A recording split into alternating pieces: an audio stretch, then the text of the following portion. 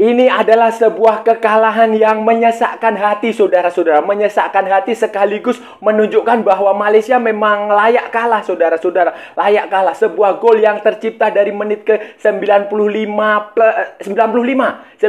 plus 5 melalui Ali Madan dari sebuah skenario sepak pojok corner kick. Dan memang ini Malaysia layak kalah karena segala statistik permainannya juga lebih dominan Bahrain, saudara-saudara. Kekalahan yang membuat Malaysia gagal lolos ke babak 6.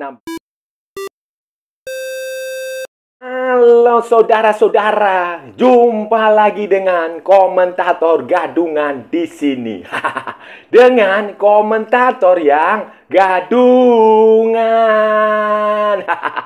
Seperti biasa saudara-saudara, seperti biasa. Kalau kita sudah bertemu pasti akan ada yang kita perbincangkan. Akan ada yang kita cakap, kita bahas, kita ulas, kita analisis tentang sepak bola di seputaran Asia Tenggara. Di negara-negara tetangga, negara-negara jiran, negara-negara serumpun Indonesia, Thailand, Malaysia, Vietnam, Laos, Myanmar, Kamboja, Brunei Darussalam, Filipina, Singapura, Timor Leste, Wakanda, Konoha, Mozambik, Uganda, negara api, negara angin, dan sekitarnya. Semua akan kita bicarakan secara fair, secara jujur, secara adil, tanpa ada kepentingan politik, tanpa ada muatan provokasi, kebencian, maupun yang negatif lah. Tidak ada, saudara-saudara. Semuanya berdasarkan fakta dan bukan klaim, baik yang sudah lama maupun yang terkini. Bebas, saudara-saudara, bebas, bebas, bebas, bebas. Yang penting sopan. Hari ini saudara-saudara, untuk edisi kali ini kita akan membahas analisis. Kita akan menganalisis kenapa Harimau Malaya, kenapa tim nasional Malaysia gagal di Piala Asia 2023. Setidaknya saya mencatat ada 3 faktor, 3 hal, 3 subjek yang membuat Malaysia itu tidak bisa berbicara banyak, tidak bisa melakukan banyak hal di Piala Asia edisi kali ini, saudara-saudara. Sebuah kekalahan dari Bahrain yang sangat menyesakkan dan sebelumnya dibantai oleh Yordania. Masih ada pertandingan terakhir melawan Korea Selatan dan itu berat, saudara-saudara, dan mustahil lolos karena Korea Selatan dan Yordania kemarin imbang. Jadi poin mereka sudah 4, sementara kalau Malaysia menang di pertandingan terakhir pun poinnya 3. Dan susah juga karena Korea pasti nyari kemenangan. Dan ini akan seperti apa, saudara-saudara? Ini akan kita bahas, akan kita ulas, akan kita analisis di edisi kali ini, saudara-saudara. Begini saudara-saudara, jadi begini, target Malaysia, keyakinan publik Malaysia, optimisme publik Malaysia, fans, penyokong, media, pandit, apalagi pengamat, semua komentator di Malaysia itu sebenarnya ketika sebelum Piala Asia itu mereka sangat percaya diri, sangat yakin, optimistis, bahkan cenderung overconfidence kalau menurut saya. Mereka sangat yakin berdasarkan pengalaman, penampilan, performa pasukannya Kim Pan-gon di pertandingan-pertandingan uji coba. Malaysia sebelum tampil di Piala Asia kan menahan imbang Bahrain. Suriah, saudara-saudara. Syria. Kemudian di kualifikasi Piala Dunia Malaysia juga tampil bagus melawan Kyrgyzstan. Tampil bagus melawan Cina, Taipei, menang, saudara-saudara. Di pertandingan-pertandingan sebelumnya FIFA Matchday, Malaysia juga sempat away ke Cina. Tampil juga bagus melawan Cina, melawan Suriah. Kemudian sempat kalah melawan India di Merdeka Turnamen, tetapi setelah itu juga main bagus dan itu membuat semua orang itu percaya. Fans Malaysia sangat percaya diri, publik, kemudian media, pengamat, semua orang-orang di Malaysia saya lihat ya, yang saya amati itu percaya diri. Bahkan menurut saya itu cenderung overconfidence sehingga melupakan bahwa sepak bola itu bukan matematika. Sepak bola itu bukan matematika dan sekarang hasilnya terbukti bahwa sepak bola memang bukan matematika dan Malaysia gagal. Harimau Malaya gagal menjawab ekspektasi, gagal menjawab kepercayaan dari para penyokong yang ada di Malaysia sana, saudara-saudara. Pertandingan melawan Yordania, saudara-saudara, terlihat sekali Malaysia gugup, grogi di menit-menit awal. Dan mereka susah bangkit setelah itu ketika Yordania sudah menggelontorkan 3 gol. Mencetak 3 gol cepat di babak pertama itu Malaysia sudah putus asa lah. Sehingga di babak kedua ada 1 gol lagi sehingga Malaysia kalah dengan skor 4 gol. Skor yang cukup telak dan itu menjadi kekalahan paling memalukan. Kekalahan telak Malaysia di eranya Kim Pan-gon. Sebelumnya kan kekalahan yang cukup telak itu kan waktu melawan Vietnam dan melawan Thailand di Piala AFF. Selebihnya, tapi itu tidak 4 gol juga. Nah, sekarang 4 gol. Nah, kemudian waktu melawan Bahrain, sebenarnya Malaysia mencoba ya, saya membaca ini mencoba untuk bangkit dari keterpurukan ketika melawan Jordania. Dan Malaysia juga sebenarnya mengubah strategi yang menurut saya berbeda dari apa yang ditampilkan waktu pertandingan melawan Jordania. Kalau melawan Jordania itu Malaysia terlihat sekali dia underestimate Jordania dengan melancarkan skema yang agresif. Bahkan Arif Aiman ditempatkan sebagai wingback. Di depan Arif Aiman ada Faisal Halim. Di sisi sana ada si Morales. Romel Morales. Tetapi ketika melawan Bahrain ini terlihat sekali Malaysia akan bermain defensif. Kalau saya baca itu formasinya ada 5-4-1. 5-4-1 yang berusaha untuk mengandalkan serangan balik. Berusaha untuk mengandalkan counter attack. Berusaha untuk mencari kesalahan pemain-pemain Bahrain, memanfaatkan kesalahan pemain-pemain Bahrain, berusaha untuk mencuri gol lah. Itu terlihat sekali saudara-saudara, terlihat sekali dari skema yang ditampilkan khususnya ketika karena Faisal Halim dan Arif Aiman itu kembali dimainkan di posisi asli dia. Di posisi asli dia, tetapi intensinya ada apa? Nah, filosofinya adalah filosofi bertahan dan Malaysia sebenarnya optimistis. Saya lihat sempat optimistis bisa mengimbangi Bahrain, khususnya di babak pertama dan sampai sebelum gol itu terjadi. Tapi saudara-saudara, tetapi Bahrain juga bukan tim yang kaleng-kaleng kalau istilah di Indonesia, bukan tim yang ecek-ecek lah, begitulah. Kalau di Suriname istilahnya itu, bahasa Suriname ecek-ecek. Bukan. Mereka tim yang cukup cerdik, cukup pintar.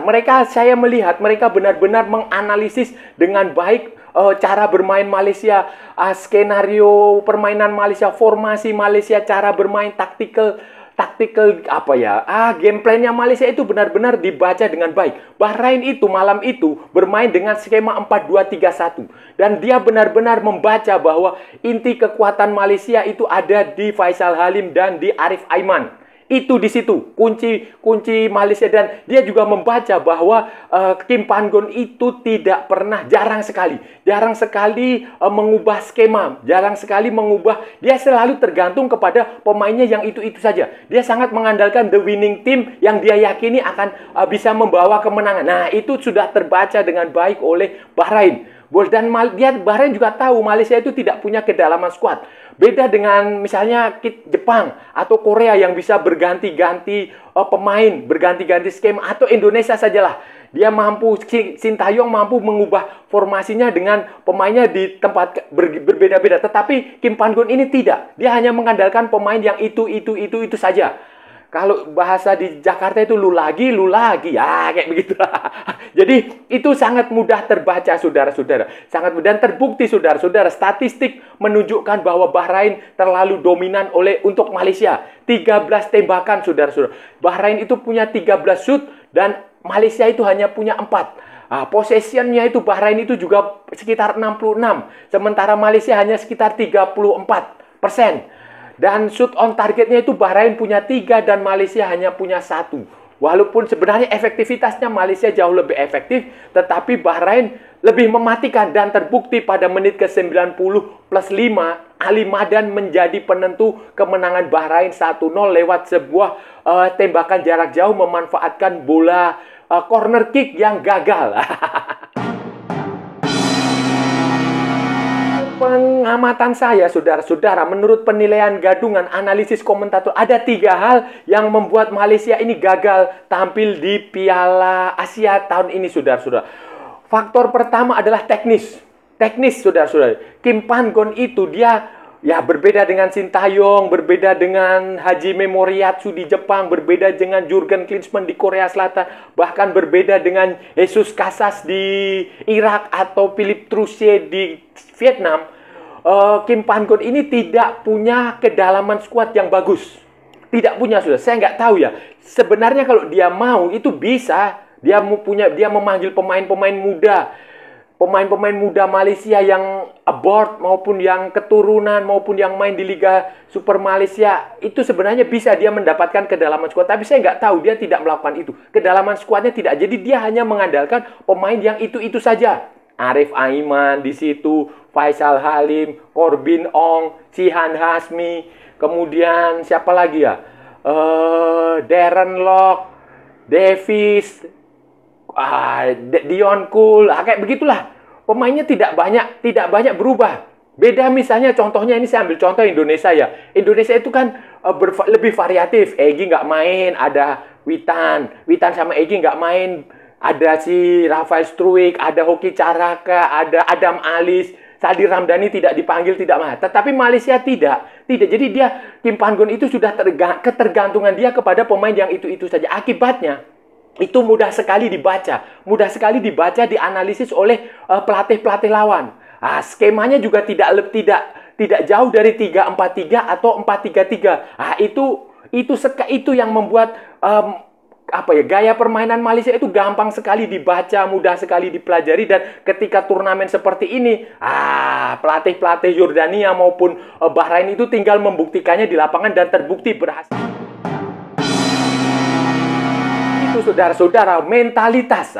Mentalitas Malaysia ini juga tidak sebagus ketika pertandingan pemanasan, tidak sebagus ketika friendly match, tidak sebagus ketika bermain di home, tidak sebagus ketika menghadapi tim yang kualitasnya lebih rendah. Seperti itu. Jadi itu mentalitasnya tidak terlihat, saudara-saudara. Mentalitas. Jadi pertandingan uji coba, pertandingan persahabatan dengan pertandingan selevel Piala Asia ini beda. Ini terlihat sekali. Walaupun ini sebagai perbandingannya, lagi-lagi saya membandingkan dengan Indonesia. Indonesia itu pemainnya itu muda-muda semua dan sama dengan Malaysia sebenarnya. Tidak ada satupun pemain yang punya pengalaman tampil di Piala Asia. Tetapi secara mental mereka jauh lebih bagus. Sementara Malaysia tidak. Mentalitasnya tidak bagus. Saya nggak tahu ya apakah Kim Pan-gon tidak mengurus mental itu, atau dia lupa, atau dia lengah, atau dia apa. Tapi faktanya seperti itu. Faktanya mentalitas itu berpengaruh. Semangat juang, fighting spiritnya itu kendor sekali. Terbukti waktu melawan Jordania kan. Babak awal aja sudah loyo, sudah tidak bisa berkutik. Sementara faktor ketiga, saudara-saudara, setelah teknik, dan mentalitas adalah ini yang sebenarnya penting. Kim Pan-gon itu dia tidak punya pengalaman melatih tim di Piala Asia atau event selevel Piala Asia lah. Dia hanya punya pengalaman di East Asian Football Federation, semacam Piala AFF lah. Piala AFF juga ya kayak begitu-begitu aja pengalaman. Jadi itu dia diragu pengalaman dia. Beda dengan Sintayong yang sudah pernah melatih di Piala Dunia, atau Philippe Troussier yang sudah pernah melatih di Piala Asia dan juara juga, atau Jurgen Klinsmann di Korea, atau si Kim Pan-gon itu tidak punya pengalaman itu. Waktu dia melatih Hong Kong, itu dia gagal meloloskan Hong Kong ke Piala Asia 2019. Dan waktu itu dia juga dikritik pedas, dihujat, diserang lah habis-habisan. Apalagi ketika itu Kim Pan-gon juga mengandalkan banyak sekali pemain naturalisasi di tim nasional Hong Kong. Bukan hanya pemain keturunan, saudara-saudara. Pemain naturalisasi, pemain asing yang dinaturalisasi di Hong Kong. Dan sekarang dengan Malaysia juga sama situasinya. Pemain naturalisasi dan pemain keturunan. Dan sekarang juga gagal, saudara-saudara. Kalau dulu gagal lolos, bukan gagal di Piala Asia ya. Gagal lolos ke Piala Asia 2019 bersama. Kegagalan ini, saudara-saudara, dengan kegagalan ini ada baiknya Kim Pan-gon itu ya terserah Federasi Sepak Bola Malaysia, terserah Football Association of Malaysia apakah ingin mempertahankan Kim Pan-gon atau mengganti dengan pelatih baru. Kalau menurut saya ya bisa dikasih kesempatan lah sampai ke kualifikasi Piala Dunia 2026 berakhir. Tetapi harus ada evaluasi total. Evaluasinya adalah itu kedalaman skuad. Kim Pan-gon itu harus berani menampilkan pemain-pemain muda. Kasih kesempatan lah pemain-pemain muda. Kasih kesempatan siapa itu yang pemain dari Finland itu, Noah Lane, kasih kesempatan. Kemudian si siapa? Lukman Hakim yang main di luar itu dikasih kesempatan. Kemudian siapa lagi? Richard Ching, pemain. Jangan lupa pemain seperti siapa itu yang Hong Wan atau siapa itu yang pemain gelandangnya, midfieldnya Johor Darul Taksib itu juga seharusnya bisa diberi kesempatan untuk main. Karena dia dididik di Wolverhampton Wanderers. Beda, saudara-saudara, pemain yang dididik di Eropa dengan pemain-pemain yang dididik di Asia Tenggara itu beda. Itu sebenarnya harus bisa dikasih kesempatan bermain. Kasih kesempatan itu, dan begini loh, ketika friendly match, uji coba itu jangan selalu menampilkan the winning team. Nah, itulah salah satu titik lemah Kim Pan-gon yang saya lihat harus diperbaiki nanti ke depannya. Kalau dia masih dipertahankan sebagai pelatih, sebagai juru latih Harimau Malaya. Tetapi kalau tidak, ya Malaysia bisa cari pelatih lain lah. Pelatih Ong Kim Sue dipekerjakan lagi juga bisa. Tan Cheng Ho dipekerjakan lagi juga bisa. Atau nyari pelatih yang kualitasnya bagus. Dari Eropa misalnya. Atau dari Amerika Latin yang intinya adalah pelatih yang bisa kedalaman skuad. Bisa kedalaman skuad, mencari pemain yang pelapis. Jadi ketika taktik dan strategi Anda dimatikan, ketika ada 1, 2, 3 pemain bintang Anda dikunci, di marking dengan ketat, Anda bisa mencari pemain lain sebagai super sub, sebagai pemain pengganti ya. Selain itu, saudara-saudara, selain mencari kedalaman skuad ya, kalau masih ingin mempertahankan Kim Pan-gon sebagai pelatih, saudara-saudara, usul saya adalah Kim Pan-gon itu juga dipekerjakan juga sebagai pelatih U23. Jadi pelatih senior dan pelatih U23 itu satu paket. Sama seperti yang dilakukan Vietnam. Sama seperti yang dilakukan Indonesia. Sama seperti yang pernah dilakukan Thailand ketika zamannya Manopol King. Sebelum Manopol King digantikan oleh Isara Sritanu di U23.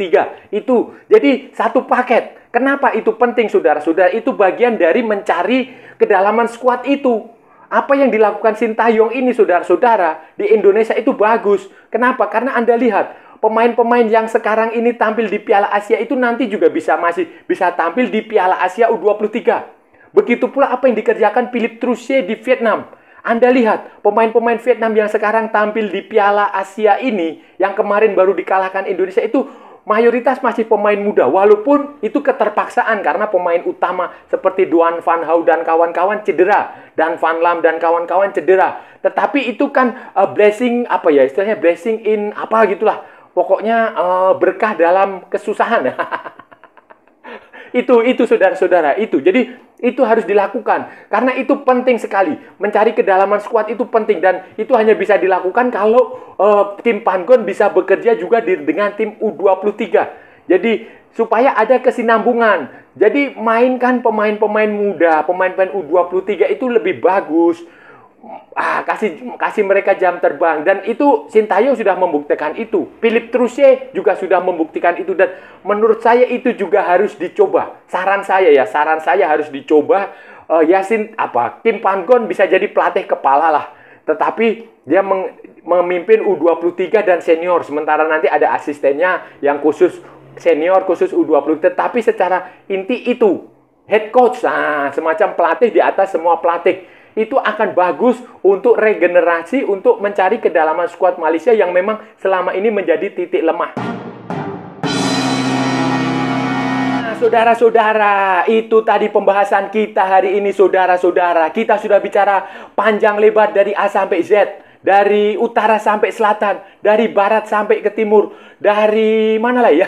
Dari banyak hal lah, dari banyak aspek kita sudah memperbincangkannya. Kita tadi menganalisis alasan berdasarkan pengamatan komentator gadungan mengapa Harimau Malaya ini gagal total. Gagal total, saudara-saudara. Kita harus mengatakan gagal total karena sebelum pertandingan, sebelum Piala Asia ini, publik di Malaysia, fans, penyokong, supporter, media, pengamat pandit semuanya merasa optimistis dengan penampilan Harimau Malaya karena pada sejumlah pertandingan uji coba sebelum turnamen ketika menghadapi beberapa pertandingan FIFA Matchday maupun kualifikasi Piala Dunia 2026 ini Malaysia tampil bagus dan itu membuat semua orang optimistis. Tetapi kekalahan dari Yordania dengan skor telak dan kekalahan menyakitkan dari Bahrain ini mengubur semuanya. Dan ternyata saudara-saudara, berdasarkan pengamatan gadungan ini ada 3 faktor yang membuat Malaysia ini tidak bisa berbicara banyak di Piala Asia. Aduh, faktor apa ya? Terlalu tidak, kedalaman skuadnya jelek. Kedalaman skuadnya jelek. Kemudian apa ya? Tergantung kepada pemain yang itu-itu saja. Kedua adalah taktik yang tidak banyak berubah dari satu pertandingan ke pertandingan lain, dari pertandingan uji coba ke pertandingan resmi. Ya, itu tidak banyak berubah. Terus ketiga adalah apa ya? Ya itulah, Kim Pan-gon itu kurang pengalaman, saudara-saudara. Kurang pengalaman di level internasional karena pengalaman dia waktu di Hong Kong, tim nasional Hong Kong itu dia juga gagal meloloskan Hong Kong ke Piala Asia 2029. Nah, jadi gabungan teknik, taktik, kemudian mentalitas dan pengalaman pelatih itulah yang membuat Malaysia tidak bisa berbicara banyak di Piala Asia 2023 ini, saudara-saudara.